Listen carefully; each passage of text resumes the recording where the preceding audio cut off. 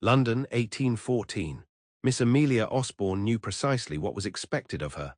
At 22, she was neither the beauty of her family, that distinction belonged to her younger sister Beatrice, nor its wit, which her elder brother Thomas claimed for himself. What Amelia possessed, according to her mother's frequent reminders, was good sense. Practical, reliable, steady good sense. A quality that makes for an excellent wife, Lady Osbourne was fond of saying, if not always the most sought-after debutante.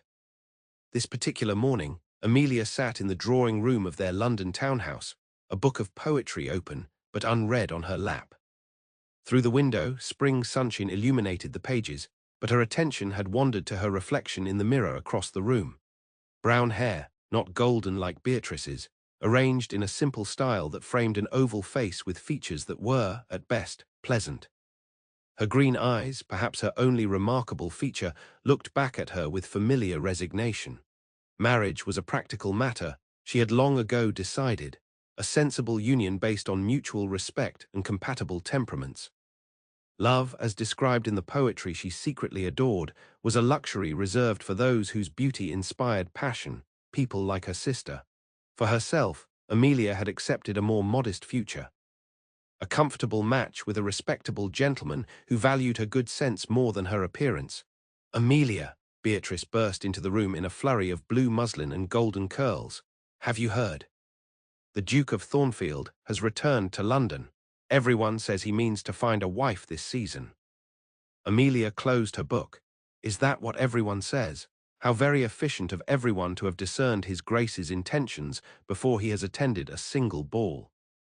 Oh, you are impossible, Beatrice laughed, dropping onto the settee opposite her sister.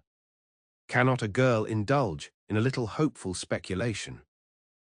He is only the most eligible bachelor in all of England, young, handsome, and possessing a fortune that would make even the Prince Regent envious. You forgot notoriously particular, Amelia added. Did not Lady Jersey call him the most discerning bachelor since Beau Brummel, though considerably wealthier? Beatrice waved a dismissive hand.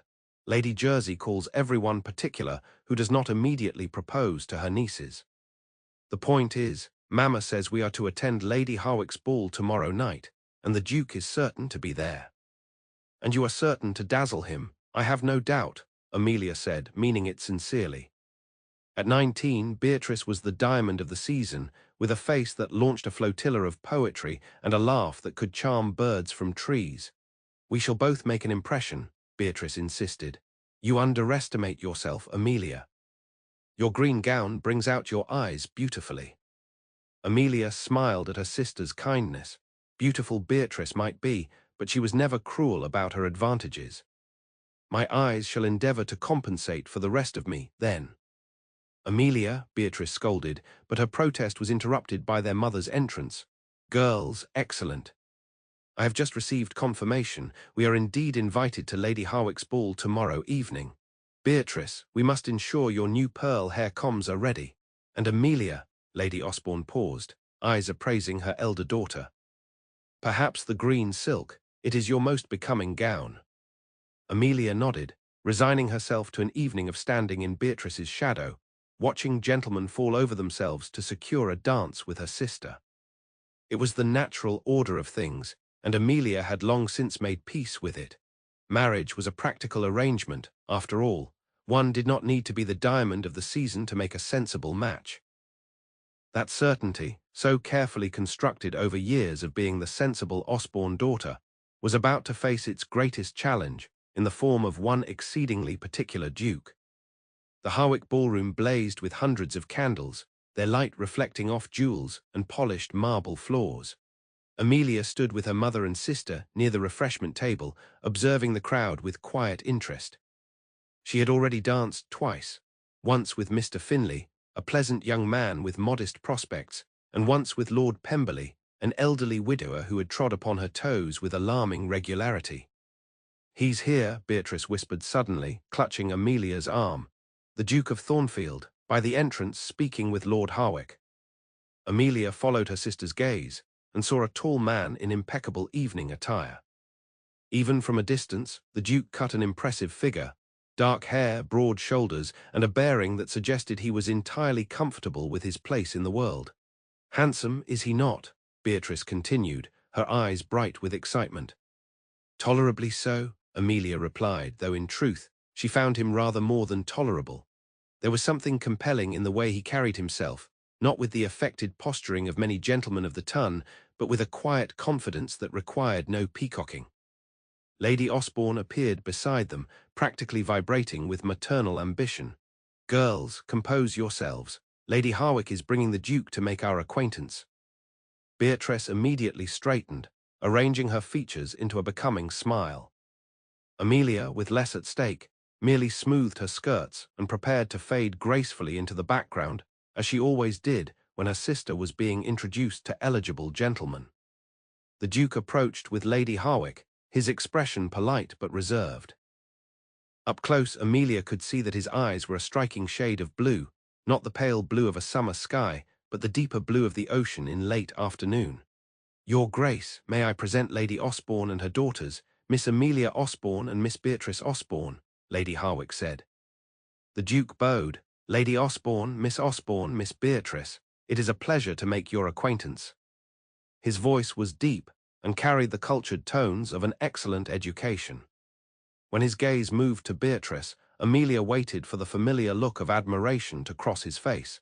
It did, briefly, before his attention shifted to Amelia, and stayed there. "Miss Osbourne," he said, addressing Amelia directly, "I understand from Lady Harwick that you are a great reader. I've recently acquired several first editions for my library at Thornfield Hall. Perhaps you might share what you are currently reading." Amelia blinked in surprise. Gentlemen rarely inquired about her reading habits, particularly when Beatrice was standing nearby in a gown the color of sunset that made her golden hair shine like a halo. "Currently, Your Grace, I am reading Mrs. Radcliffe's The Mysteries of Udolpho, though I confess it is a second reading. I find her descriptions of the Italian countryside quite transportive." A smile touched the corner of his mouth. "Indeed. Though I prefer her, the Italian, for its more nuanced villain. Schedoni is a character of fascinating complexity." Amelia found herself returning his smile. "I agree entirely. The most compelling villains are those who believe themselves to be heroes in their own narrative." An astute observation, Miss Osbourne. The Duke's gaze was disconcertingly direct. "Would you do me the honor of standing up with me for the next dance?" Amelia was so surprised that she nearly looked behind her to see if he was addressing someone else, but his eyes remained fixed on her face, awaiting her answer. "I would be delighted, Your Grace," she managed, aware of her mother's astonished expression and Beatrice's widening eyes. As the Duke led her toward the dance floor, Amelia felt a flutter of something unfamiliar in her chest. Not hope, she was far too sensible for that, but perhaps a small crack in the certainty that had defined her expectations for so long. The next morning, the Osbourne household was in a state of barely contained turmoil. The Duke of Thornfield had danced with Amelia not once, but twice, an unprecedented distinction that had set tongues wagging throughout the ballroom. He had subsequently danced with Beatrice, as courtesy demanded, but had returned to Amelia's side during supper, engaging her in conversation about everything from literature to landscape gardening. "I simply cannot understand it," Lady Osbourne said for perhaps the 12th time as she paced the morning room. "Not that you are not perfectly charming, Amelia, but the Duke. Well, everyone expected him to be drawn to Beatrice." "As did I," Amelia admitted, feeling strangely disloyal to herself in saying so. Perhaps he was merely being polite. "Twice is politeness," Beatrice said from her position by the window. "Claiming you for supper is interest. You must have impressed him greatly, Amelia." Amelia shook her head. "It was nothing more than finding a mutual interest in books. I imagine the novelty will wear off quickly enough." "We shall see," Lady Osbourne said, her expression thoughtful. "For the Duke has just sent round his card, along with an invitation for us to join him at the Huntington exhibition this afternoon." Amelia felt that same flutter in her chest, stronger now. "All of us." "The invitation mentions you specifically, my dear," her mother replied, handing Amelia a heavy cream-colored card embossed with the Thornfield crest. "Though naturally, Beatrice and I shall accompany you." Later that afternoon, Amelia found herself walking alongside the Duke of Thornfield in the Huntington Gallery, with her mother and sister following at a discreet distance behind them. The Duke, who had asked her to call him Henry in private, though she had not yet summoned the courage to do so, seemed genuinely interested in her opinions on the exhibited artwork. "You prefer the landscapes to the portraits," he observed as they stood before a Constable countryside scene. Amelia nodded. "Portraits capture only a moment, and often an artificial one, with the subject posed and prepared. Landscapes capture something more eternal." "Yet they too change with seasons and time," the Duke countered, though his tone was more curious than argumentative. "True, but there is honesty in that change. People rarely show their true selves in portraits. They present what they wish others to see. Nature makes no such concessions to vanity."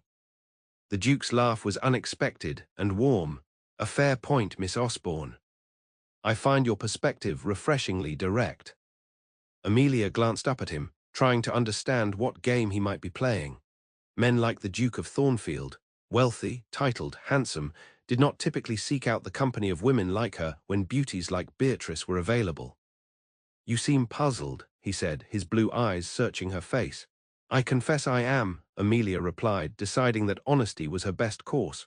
"Your interest in me is unexpected.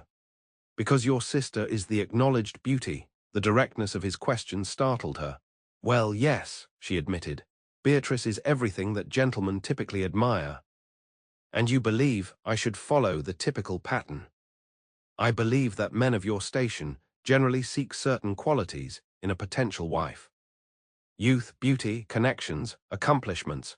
Beatrice possesses all of these in abundance." The Duke was quiet for a moment as they moved to the next painting. "May I ask what qualities you believe I should seek in a wife, Miss Osbourne?" Amelia considered the question carefully. "Compatibility of temperament, shared interests, sufficient intelligence to manage your households and raise your children. A nature that complements your own." "All very sensible considerations," he agreed. "And do you not possess these qualities?" Amelia faltered. "I suppose I might, but you have been taught to believe your worth on the marriage market is less than your sister's because her beauty outshines yours." His words were not unkind, merely matter of fact. "Society has taught me that, Your Grace, and observation has confirmed it." The Duke stepped closer, lowering his voice. "Then perhaps both society and your powers of observation require reassessment, Miss Osbourne. For I find myself far more captivated by a woman who can discuss Radcliffe's villains and the honesty of landscapes than by conventional beauty alone." Amelia felt her cheeks warm. "You flatter me, sir." "I do not. Flattery is empty praise designed to manipulate. I merely speak the truth as I see it." He offered his arm to continue their tour. "Now, shall we examine the Turner? I'm curious to know if you find his interpretation of light as compelling as I do." Over the next 2 weeks, the Duke of Thornfield's attentions to Amelia Osbourne became the talk of London society. He appeared at every event the Osbournes attended, invariably seeking Amelia's company. He sent books to her, not flowers as most suitors would, with notes asking her opinion on particular passages. He invited the family to concerts, exhibitions, and even a private tour of his London home's extensive library. And through it all, Amelia waited for his interest to wane, for his gaze to finally settle on Beatrice as everyone expected it would. But it did not happen. "I do not understand it," Amelia confessed to her sister one evening as they prepared for bed after a musical evening at Lady Brampton's. "You are by far the more beautiful and accomplished of us. You play and sing divinely. You dance like an angel. You are everything a duchess should be." Beatrice sat on the edge of Amelia's bed, her expression thoughtful. "Perhaps the Duke sees something in you that you do not see in yourself." "What could that possibly be?" "Authenticity," Beatrice replied simply. "You have never pretended to be anything other than yourself, Amelia. You do not simper or flatter. You speak your mind, politely of course, but honestly. That is rare in our circles." "But surely not sufficient reason to overlook your many advantages," Amelia insisted. Beatrice took her sister's hands. "It is not a competition, dearest. And if it were, perhaps the prize is not what we thought. The Duke clearly values qualities that I may not possess in the same measure as you." Amelia squeezed her sister's hands. "You are too good, B. Most sisters would resent such a situation." "I could never resent your happiness," Beatrice said with a smile. "And besides, Sir William Henley has been most attentive of late. I find his conversation nearly as engaging as the Duke must find yours." The following afternoon, Amelia found herself walking in Hyde Park with the Duke, chaperoned at a discreet distance by her mother and Beatrice. The spring weather was perfect, clear skies, a gentle breeze and flowers blooming along the pathways. "You are unusually quiet today, Miss Osbourne," the Duke observed. "Have I offended in some way?" Amelia shook her head. "Not at all, Your Grace. I am merely contemplative." "May I ask what occupies your thoughts?" She hesitated, then decided on honesty. "I am trying to understand your interest in me." The Duke stopped walking, turning to face her fully. "Have I been unclear in expressing my admiration?" "No, but—" Amelia gathered her courage. "Sir, you could have any woman in London. Beautiful women, accomplished women, women with greater fortunes and higher connections than mine. Yet you spend your time with me, and while I am flattered beyond measure, I cannot help but wonder why." For a moment, the Duke looked genuinely surprised. Then his expression softened. "Miss Osbourne, Amelia, if I may, do you truly not see your own value?" The use of her given name sent a warm shiver through her. "I know my qualities, sir. I am sensible, well-read, and capable of managing a household. But these are common virtues, hardly sufficient to explain the attention of a man in your position." "Common?" He shook his head. "I have met hundreds of young ladies since my return to London. Many beautiful, many accomplished, many with impeccable lineage and substantial dowries. Do you know what most of them lack?" Amelia shook her head. "A mind of their own," he said simply. "The ability to form opinions based on genuine thought rather than what they believe I wish to hear. The courage to disagree with a duke. The wisdom to value substance over appearance." He took a step closer. "From our first conversation, you have shown me who you truly are, not who you think I want you to be. That authenticity is far rarer and more precious than conventional beauty." Amelia's heart raced at his words, but years of practical thinking could not be overthrown so easily. And yet, beauty fades for all women eventually. Would not a man be wiser to begin with the greater share? The Duke's laugh was warm and genuine. "You speak as though beauty and intelligence are mutually exclusive. You possess both, though you seem determined not to acknowledge the former." His expression grew more serious. "Amelia, when I returned to London, I promised myself I would not marry unless I found a woman who could be not just a decorative duchess, but a true partner. Someone whose company I would value for decades to come, whose conversation would never grow stale, whose character would endure when youth has passed." He reached for her gloved hand, holding it gently between both of his. "I have found that woman in you." Amelia stared at him, speechless, as the carefully constructed certainties that had governed her life began to crumble. "You need not respond now," he continued. "I would not press you for an answer before you are ready, but I wanted you to understand that my interest is neither fleeting nor misplaced." As they resumed walking, Amelia's mind whirled with new possibilities. Could it be that her fundamental belief about marriage, that it was a practical arrangement where beauty traded for status and wealth, was wrong, or at least incomplete? That evening, a letter arrived for Amelia, not from the Duke, but from Lady Harwick, whose ball had first introduced them. The note was brief but devastating. "My dear Miss Osbourne, I feel compelled as an old friend of your mother's to share what I have learned. The Duke of Thornfield's sudden interest in you, while appearing genuine, may have ulterior motives. I have on good authority that his recent financial investments have been less successful than publicly known. Your family's connection to the wealthy Northbrook branch might explain his unexpected preference. I tell you this not to cause pain, but to protect you from potential disappointment. Your friend, Lady Harwick." Amelia sat in her bedroom, the letter trembling in her hands. It made a horrible kind of sense. The Duke's inexplicable interest in her rather than Beatrice, his rapid courtship, his effusive praise of qualities she had always considered unremarkable. Perhaps he had calculated that the plain, sensible Osbourne daughter would be so grateful for his attention that she would not question his motives. "Amelia," Beatrice entered after a soft knock. "Are you well? You left dinner so abruptly." Wordlessly, Amelia handed her sister the letter. Beatrice's expression darkened as she read. "This is malicious gossip, nothing more," Beatrice declared, returning the letter. "Lady Harwick's niece has made no secret of her interest in the Duke. This is merely spite."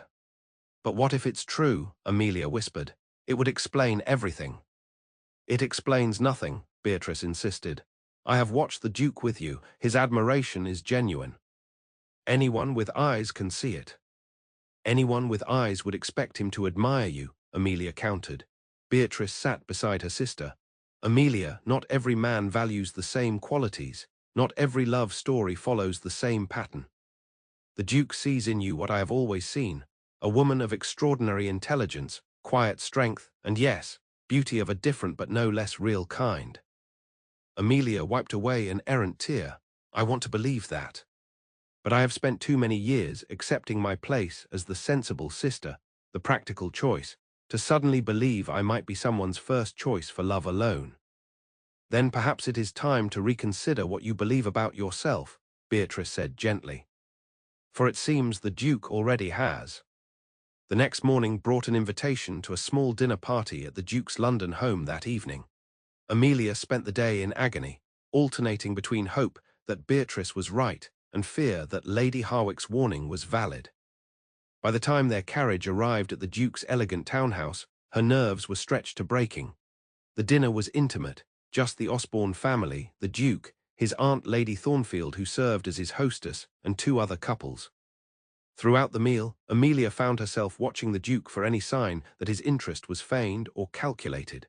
But his attention to her seemed as genuine as ever, his conversation as engaged, his smile as warm when their eyes met.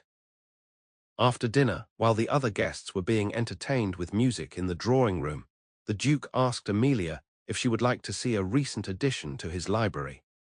With her mother's permission, granted with a knowing smile, Amelia followed him down a corridor to a magnificent room lined with books from floor to ceiling. "I received this just yesterday," he said, carefully lifting a leather-bound volume from a desk. "A first edition of Wordsworth's Lyrical Ballads. I thought you might appreciate it." Amelia took the book with reverent hands, but her mind was too full of Lady Harwick's letter to fully appreciate the treasure before her. "Your Grace." "Henry," he corrected gently. "Please." "Henry," she began again, the name feeling both foreign and right on her lips. "I received a letter yesterday that has troubled me greatly." His expression grew concerned. "What manner of letter?" Amelia took a deep breath.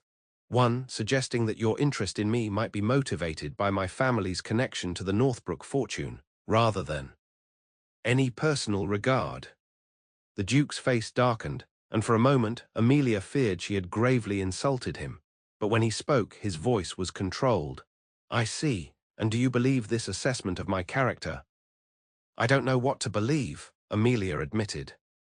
"Your attention has been so unexpected, so contrary to what everyone anticipated, that I find myself searching for explanations that make sense to me." "And financial necessity makes more sense to you than genuine admiration." There was hurt beneath his question. "When the alternative is believing that a man like you would prefer me to someone like Beatrice, yes, it sometimes seems the more plausible explanation." Amelia's honesty surprised even herself. The Duke was silent for a long moment, then set the book aside and moved to the window. "My financial situation is secure, Amelia. I have no need to marry for money. If I had, I could have accepted any of a dozen heiresses who have been paraded before me since my return to London." He turned to face her. "As for preferring you to your sister, yes, Beatrice is beautiful. I would not insult your intelligence by denying it, but beauty without substance holds little appeal for me. I have known too many beautiful women whose faces were their only recommendation." He approached her slowly. "What drew me to you, what continues to draw me, is the life in your eyes when you discuss a book that has moved you. The subtle curve of your lips when you're trying not to smile at some absurdity of society. The grace with which you navigate difficult social situations. The kindness you show to those others overlook. The Duke took her hands in his. I never expected to find a woman who could be both a duchess and a companion. Someone whose conversation I would seek rather than avoid. Someone who sees the world with clear eyes and an honest heart. But I found that in you, Amelia, and having found it, I cannot imagine settling for less. Amelia searched his face and found nothing but sincerity. The last of her doubts began to crumble. I have spent most of my life believing that marriages are practical arrangements where love, if it comes at all, is a fortunate afterthought. And now, he asked softly. Now I find myself hoping I was wrong, she admitted, her voice barely above a whisper. The Duke Henry lifted her hand to his lips, pressing a kiss to her knuckles. I believe you were. And I would very much like the opportunity to prove it to you. In that moment, standing amid the books they both loved, Amelia felt the last of her carefully constructed certainties give way to a new and more hopeful truth, that perhaps love could indeed be the foundation of a marriage, not merely its occasional, unexpected grace note. 2 days later, Henry called at the Osbourne home with a formal request to speak with Amelia's father.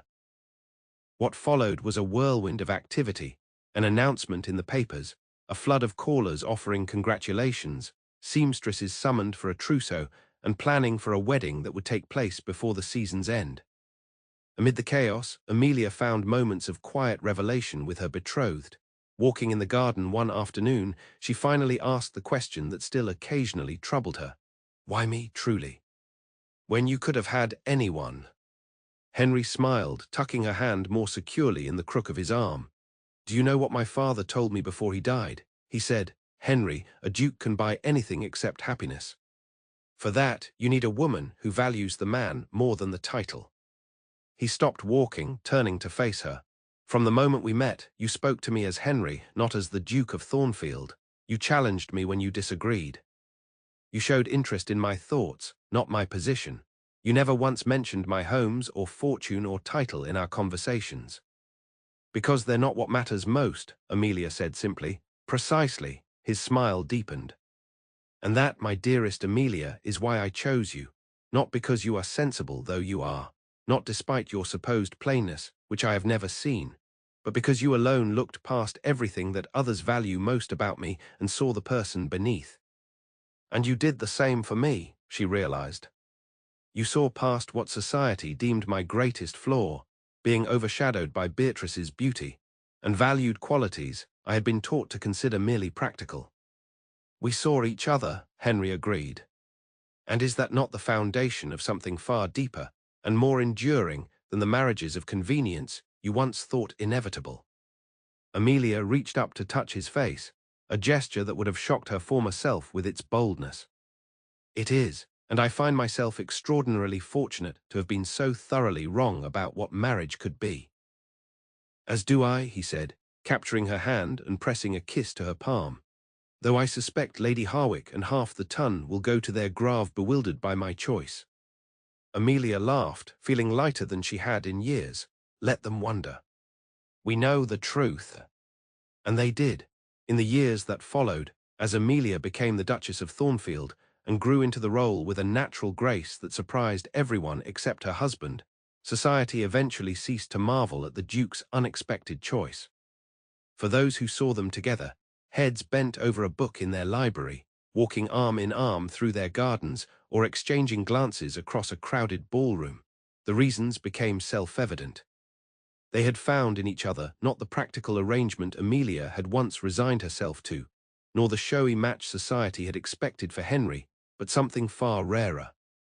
A marriage built on the recognition of each other's true worth, a partnership of minds and hearts that only strengthened with the passing years. And if Amelia occasionally caught sight of herself in a mirror and was momentarily surprised by the confidence and joy she now saw reflected there, well, that was perhaps the most unexpected transformation of all.